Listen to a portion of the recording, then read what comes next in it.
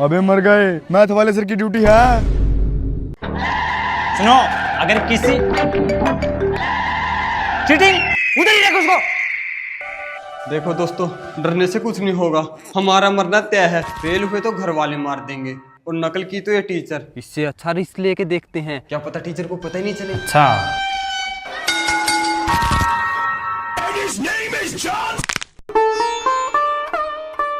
अबे मुझे तो बस 26 नंबर का ही आता है, 1 नंबर का जुगाड़ कैसे करूं? चल बताता हूँ। मगर सर मैंने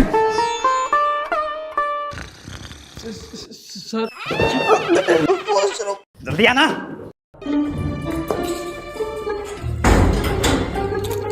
और कोई रास्ता तो नहीं अंदर आने का?